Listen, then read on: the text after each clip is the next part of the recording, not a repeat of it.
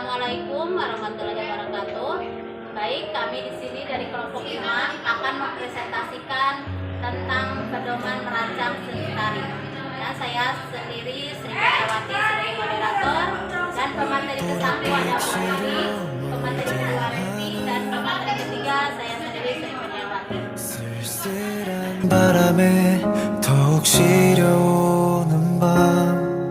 Baik, untuk mengefektifkan waktu, kita lanjut saja kepada pemateri pertama yang akan dijelaskan oleh Ibu Resti. Baik, saya akan menyampaikan materi yang pertama, yaitu mengenai desain atau merancang seni tari.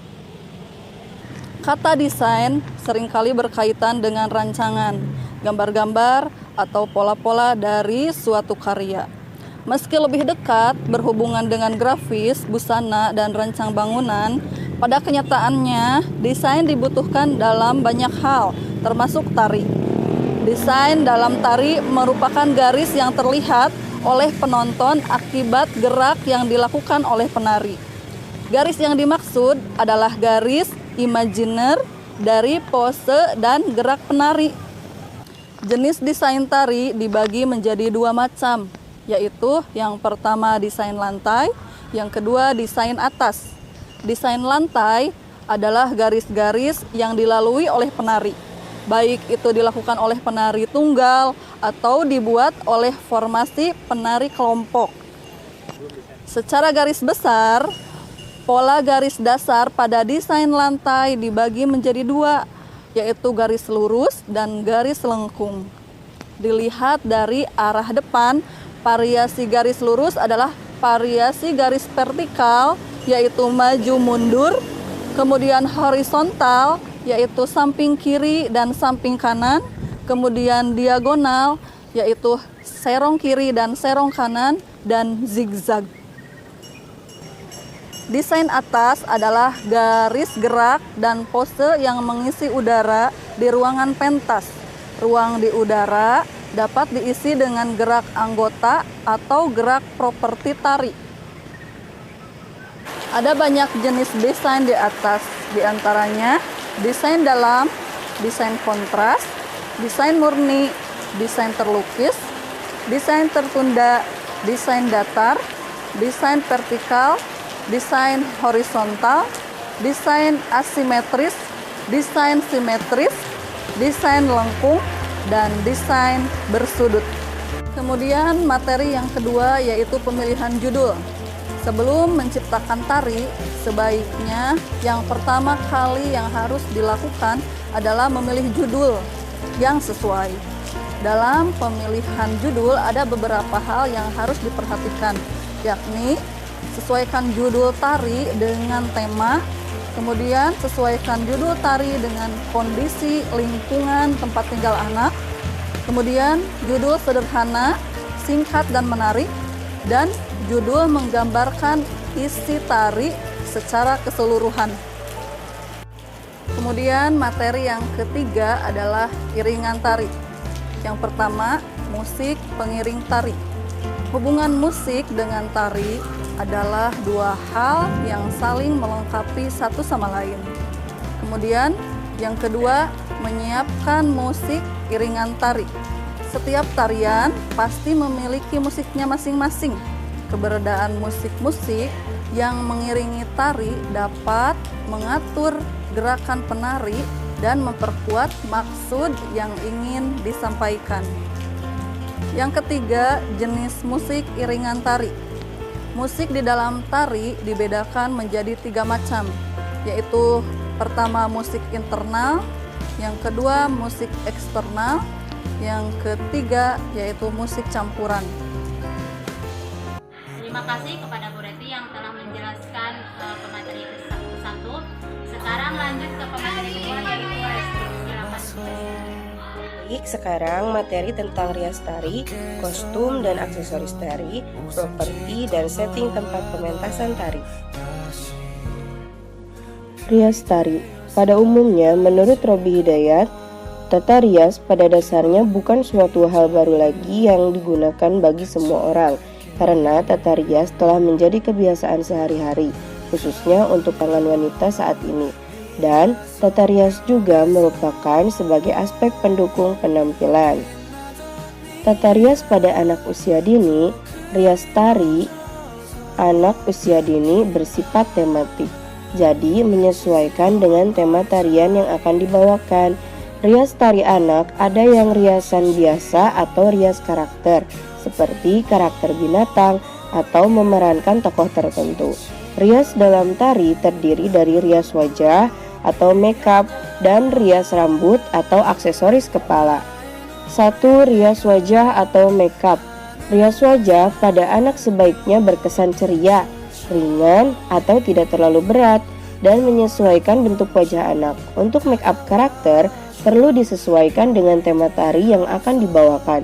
Tidak perlu terlalu detail atau mirip dengan aslinya, hanya agar tampilan tari terlihat lebih menarik dan menyenangkan untuk anak. 2. Rias rambut. Pada riasan rambut atau kepala untuk anak tentunya selain disesuaikan dengan tema dan karakteristik anak, penting juga untuk diperhatikan tingkat keamanan dan kenyamanan saat digunakan anak ketika menari. Biasanya rambut anak ada yang dikepang, diikat seperti seekor kuda dengan pita atau hiasan bunga, ataupun dibiarkan terurai. Anak-anak yang menggunakan jilbab biasanya disamakan warna jilbabnya dengan hiasan seperti bandana atau mahkota yang ringan digunakan. Kostum dan aksesoris tari. Pada umumnya, menurut Ani Sujana, dalam lingkup dunia tari, kostum dapat dikatakan sebagai segala sesuatu yang membungkus atau menutup tubuh penari. Dalam tari, kata kostum juga sering disepadankan dengan busana. Menurut Arifah Arianto, pengertian busana adalah segala yang dikenakan mulai dari kepala hingga ujung kaki yang menampilkan keindahan. Pada kesenian Surak Ibrah, terdapat kostum atau busana yang digunakan oleh para penarinya dalam setiap pertunjukannya. Kostum dan aksesoris tari pada anak usia dini. Kostum tentu saja mempresentasikan sebuah tarian yang dibawakan, sehingga kostum anak sebaiknya dipilih yang disesuaikan dengan tema tariannya. Namun, perlu menjadi perhatian untuk keamanan dan kenyamanan anak ketika bergerak di atas panggung. Kostum sebaiknya tidak perlu banyak atau menumpuk, sederhana, tidak terlalu banyak aksesoris, serta bahan yang digunakan tidak terlalu membuat anak kesakitan. Terlebih, aksesoris yang digunakan harus aman dipakai oleh anak. Biasanya, kostum pada tarian anak cenderung memiliki kombinasi warna-warna yang cerah atau warna-warni. Untuk sekolah Islam atau anak yang menggunakan jilbab bisa menyesuaikan namun tetap terkesan ceria dengan warna yang berbeda-beda sesuai dengan karakteristik anak. Properti adalah semua jenis peralatan yang dibutuhkan untuk digunakan dalam pagelaran tari, baik itu dipegang atau dipakai oleh penari. Contohnya sabung, selendang, kipas, piring, keris, dan topi. Kebutuhan properti tentu saja disesuaikan dengan tema tari yang dibawakan. Selain sebagai properti, seni rupa juga diperlukan dalam penataan setting panggung. Setting tempat pementasan tari. Tahapan-tahapan yang harus ditempuh dalam pelaksanaan pementasan seni tari dikelompokkan menjadi 3 tahap, yaitu tahap persiapan, tahap pelaksanaan, dan tahap evaluasi. 1. Tahap persiapan. Pengorganisasian pementasan. Hal pertama yang harus dipersiapkan untuk melakukan pementasan atau pertunjukan tari adalah pengorganisasian pertunjukan. Organisasi adalah suatu wadah bekerja sama untuk mencapai tujuan yang akan dicapai. Dalam pagelaran tari, organisasi dimaksudkan untuk membentuk panitia yang bertugas menyusun dan merencanakan kegiatan secara matang. B. Pengaturan organisasi dan persiapan pergelaran. Rencana kegiatan adalah tindakan yang akan kita lakukan secara tertulis. Rencana kegiatan masih bersifat teknis dan berbentuk garis besar atau hal-hal yang pokok. 2. Tahap pelaksanaan. Pada tahap ini, seluruh komponen, baik panitia maupun peserta wajib mengikuti kegiatan acara yang disusun. Jadwal kegiatan acara yang telah dirancang bersama harus dipatuhi dan dilaksanakan. Jika dalam proses pelaksanaan terjadi kendala yang menghambat proses acara, semua panitia harus segera memikirkan kendala tersebut agar proses acara berjalan dengan lancar. Komponen, konsistensi, dan konsekuensi sangat diperlukan untuk lancarnya acara. Yang terakhir, tahap evaluasi. Pada tahap ini dilakukan evaluasi proses berlangsungnya kegiatan hingga akhir untuk mengungkapkan semua kendala, hambatan, serta keberhasilan pergelaran dengan jelas dan sistematis. Evaluasi bertujuan agar kinerja komponen kepanitiaan dapat berjalan dengan baik dan membuat laporan pertanggungjawaban kepada kepala sekolah. Cukup sekian materi yang saya sampaikan, saya kembalikan lagi kepada moderator. Baik, pemateri ke-1 dan ke-2 sudah selesai. Selanjutnya pemateri ke-3 yang akan dijelaskan oleh saya sendiri.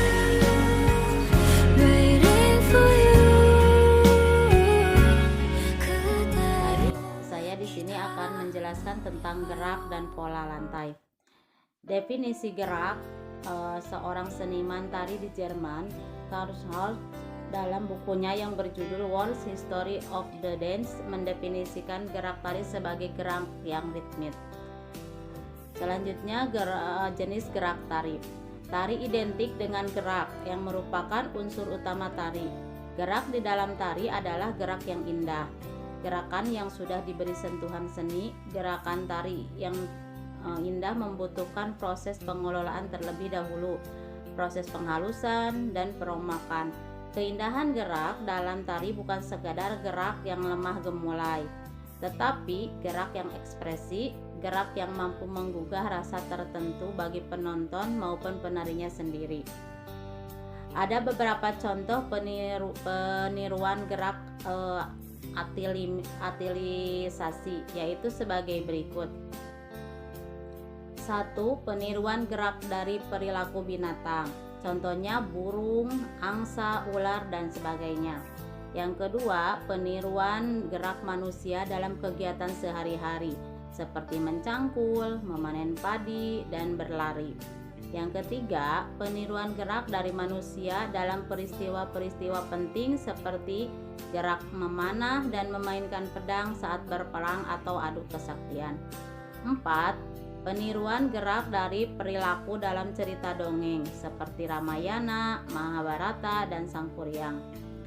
Dalam kehidupan sehari-hari, kita menghasilkan banyak gerak, tapi tidak semua gerak tersebut disebut gerak tari. Gerak secara garis besar dibagi menjadi 2, yaitu sebagai berikut. 1. Gerak sehari-hari atau gerak wantah. Artinya gerakan yang biasa kita lakukan dalam gerakan sehari-hari yang spontan, gerakan yang timbul akibat kebiasaan, dan dalam sehari-hari kita menghasilkan banyak gerak, tapi tidak semua gerak tersebut disebut gerak tari. Gerak secara garis besar terbagi 2. Yang pertama adalah gerak sehari-hari atau gerak wantah. Yang disebut gerak wantah adalah gerakan yang biasa kita lakukan dalam gerakan sehari-hari.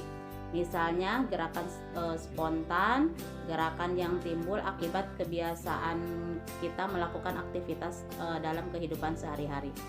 Yang kedua, gerak berstruktur atau gerak tari, yaitu gerakan yang memiliki pola tertentu sehingga dapat ditiru dan dipelajari baik oleh anak-anak ataupun orang dewasa.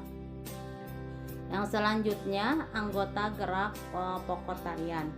Dalam sebuah tarian terdapat gerakan yang berasal dari berbagai anggota tubuh, baik itu tangan, kaki, ataupun kepala. Seorang harus mampu memainkan seluruh anggota badannya dari kepala hingga jari-jari kaki.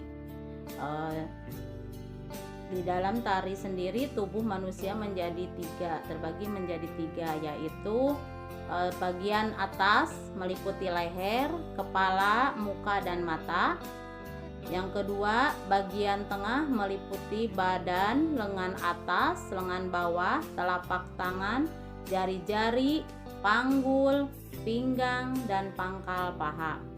Yang ketiga, bagian bawah meliputi tungkai atas, tungkai bawah, telapak kaki, dan jari-jari kaki. Yang selanjutnya, melakukan gerak dasar tari.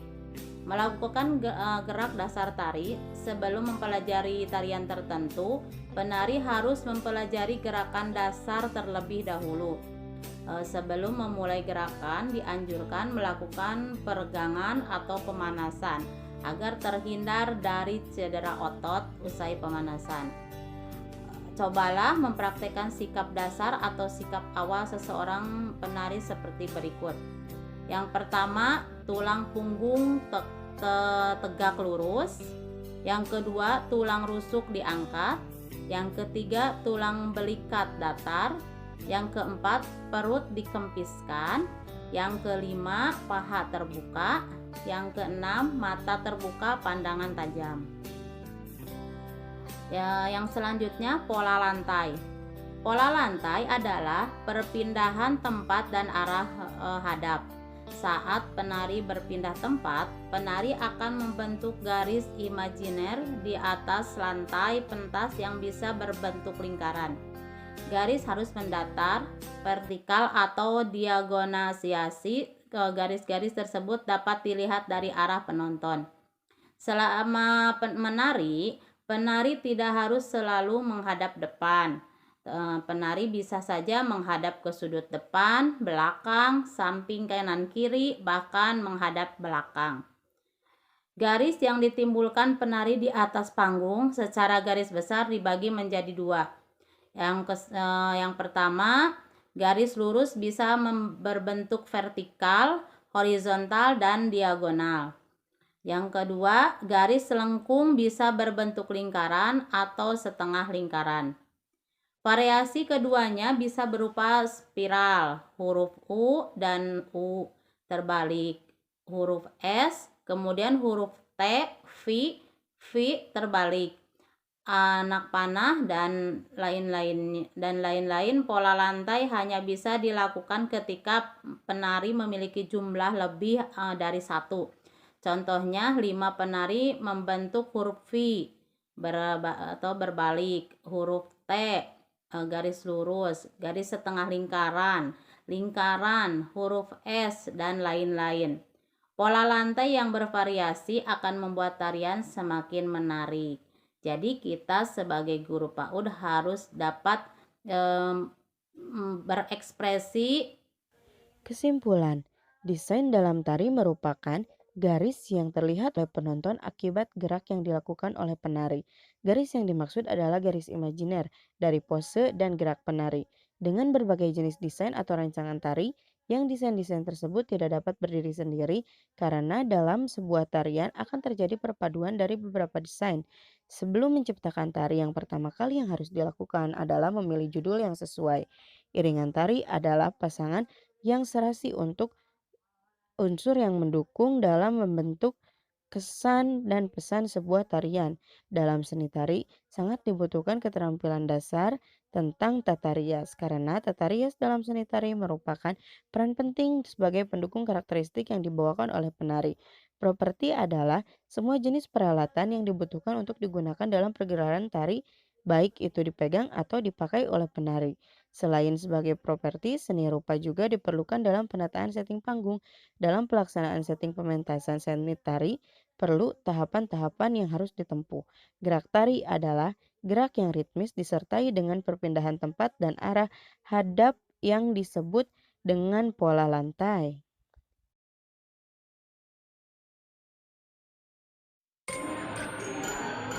Alhamdulillah, presentasi dari kelompok kami sudah selesai.